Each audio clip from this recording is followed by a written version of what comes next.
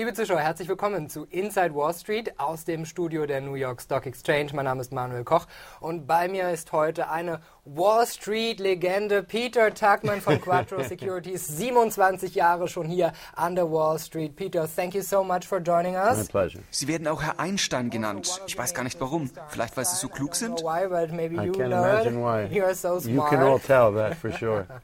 Peter, Vor 25 Jahren gab es den großen Börsen-Crash hier an der Wall Street. Sie waren hier zu diesem Zeitpunkt. Was haben Sie mitgenommen von damals? I had Ich habe 1985 an der Wall Street angefangen. Ich war Büroangestellter zu dieser Zeit. Das Temperament und die Atmosphäre auf dem Parkett waren völlig anders. Die ganze Technik gab es noch nicht. Wir hatten diese kleinen Maschinen. Alles wurde noch auf Papier gemacht. Es waren viel mehr Leute. Aber meine Erinnerung an diesen Tag ist sehr stark. Ich war am Telefon und erinnere mich, dass alle Aktien auf einmal in großem Maße runtergingen. Ich handelte mit der Digital Equipment Aktie. Sie hat 155 US-Dollar gekostet. Am Ende des Tages waren es nur noch 80 US-Dollar. Alles fiel in ein großes Loch. Die Angst war enorm. Alle haben rumgeschrien, sind rumgerannt. Es war außer Kontrolle. Wir haben schon viele Veränderungen in den letzten Jahren gesehen, aber die Angst von damals ist nicht vergleichbar. down in large chunks. I remember I was trading one particular stock called Digital Equipment, and it was a $155 stock, and by the end of the day, it was trading at $80. Things were just careening down, into a big hole, and there was a lot of fear and a lot of screaming. That back then it was open outcry, so people were running around, and there was just it was out of control. I have to admit, it was. We've seen all this volatility in the last couple of years here on the floor, and we have these new handheld computers, and you have flash crashes and high frequency and whatnot. But I don't think the fear and the volatility could be matched from what happened on that day. at the moment, what is important? Quartalszahlen und Wirtschaftsdaten werden gerade veröffentlicht. Die US-Wahl liegt vor uns, die Krise in Europa. Was beeinflusst Ihre tägliche Arbeit heute? Europe crisis. What is important in your daily work? Well, I'm a day trader. I trade for hedge funds. Ich bin ein Daytrader. Ich handle mit Hedgefonds. Alle Ereignisse beeinflussen meine tägliche Arbeit. Die Positionen verändern sich innerhalb von wenigen Stunden. Letztes Jahr war der S&P 500 am Ende des Jahres wieder da, wo er am Anfang des Jahres stand.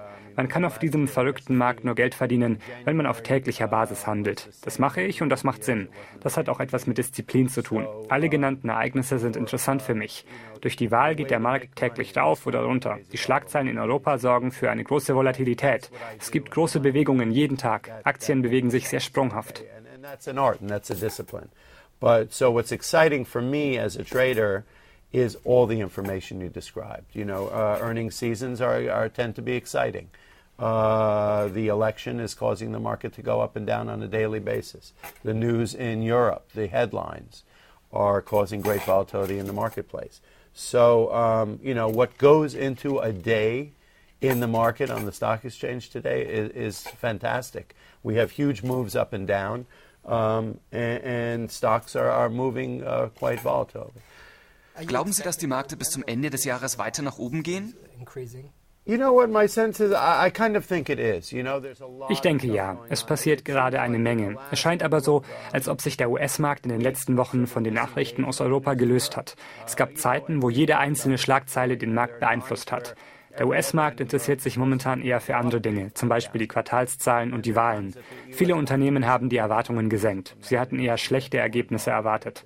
So schlimm ist es aber gar nicht. IBM hat die Erwartungen leicht verfehlt, aber die Gewinne waren in Ordnung.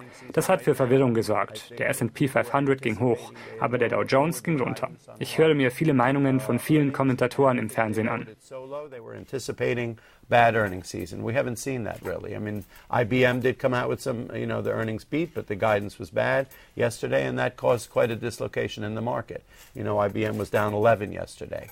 So you had the S&P was up because of tech and whatnot, but the Dow Jones was down. That was a strange dislocation. From what I understand, and I listen to a lot of the economic pundits and a lot of the the people on CNBC and the other stations around and do a lot of reading. Zum Beispiel vom DRF. And of course DAF. Natürlich auch vom DRF. Es liegt noch viel Geld auf der Seite. Es macht auch Sinn, dass die Leute auf die letzten Monate des Jahres schauen. Viele warten auf den großen Ausverkauf. Der Markt steht zurzeit ziemlich weit oben. Viele Aktien liegen auf Jahreshoch. Der S&P 500 hat einen Höchststand erreicht. Der Trend geht hoch. Die Leute wollen natürlich möglichst viel Profit machen und warten auf den Ausverkauf. Ich glaube nicht, dass sie den bekommen werden. Wir hatten kleine Verkäufe in der letzten Woche. Wir sind auf ein paar Widerstände gestoßen. Der S&P 500 liegt bei etwa 1425 Punkten. Diese Woche war ziemlich gut. Wir liegen 250 Punkte im Plus. And waiting for this sell-off, especially into this earnings season. And it doesn't seem like they're getting it. We've seen 2 big up days. We had a small sell-off last week. We hit some resistance in the futures at 1425 level in the S&P, and we've bounced off it radically. Today's Thursday. We've had a big week. You know, we're up 250 points this week. So, do you think the elections... Bald sind Wahlen. Glauben Sie, dass die Wahlen die Märkte beflügeln werden? Vorurteile sagen immer, dass die Wall Street eher republikanisch ist. Was würde sich unter einem Präsidenten Romney verändern? Would you think a new President Romney would drive the market different? You know what, it's hard to say. I stay out of politics. It's not really... Ich halte mich eher raus aus der Politik. Ich bin nicht so politisch interessiert. Aber ich höre auf die Märkte, die wirklich eher republikanisch sind. Die Märkte haben sich aber ganz gut unter Obama entwickelt.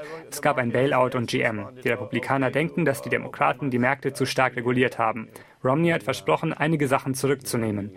Die Grundstimmung ist, dass ein Republikaner besser für die Märkte wäre. Es ist aber ein sehr enges Rennen. Ich glaube nicht, dass Obamas Wiederwahl einen Ausverkauf auslösen würde. Aber viele große Firmen denken so. Sie fürchten die Regulierungen und die Steuern. Das ist der größte Unterschied zwischen Obama und Romney. You know, the feeling on the floor is that a Republican president will be positive for the market. And I'm not sure if, you know, I don't really know. I mean, this is a pretty tight race. You know, do I think that if Obama is reelected, will that cause a sell-off in the market? I don't think so. Although a lot of people do. A lot of the big firms on the floor I spoke to actually yesterday were saying that this would cause a lot of problems in some of the proprietary funds, the Morgan Stanleys and Goldman Sachs, because of regulation, because of taxes. You know, that's the biggest change. That's the biggest difference in their policies as far as tax goes and Wall Street goes. Wenn Sie ein Investor in Deutschland wären, was wäre Ihre Strategie? How would you make your strategy at the moment? For the end of coming into the end of the year, I would be long the market. Zum Ende des Jahres würde ich investieren. Es gibt immer ein Schlussrennen im 4. Quartal. Ich glaube, dass noch viel Geld auf der Seite liegt. In Hedgefonds wird momentan nicht ausreichend investiert. Die Leute haben Angst und behalten ihr Geld, weil sie nicht wissen, was noch in Europa und bei den Wahlen in Amerika passiert. Den Märkten geht es ziemlich gut. Also müssen sie sich bald entscheiden.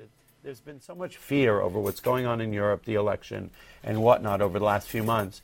And as I said, people have been waiting for this sell-off that I think people have been holding in cash. So the market has performed quite well. So they are sitting around having underperformed. So they will have to jump on board. Sehen Sie bestimmte Sektoren im Plus? You know what? I don't really look at it that way. Ich sehe das nicht auf diese Weise. Ich schaue mir lieber den gesamten Markt an. Ich denke, dass die Leute bald investieren werden. All right. Thank you so much, Peter Tuchman von Quattro Securities. Thank you for your time. Und Ihnen, liebe Zuschauer, vielen Dank fürs Zuschauen. Wir sehen uns dann in der kommenden Woche wieder bei Inside Wall Street.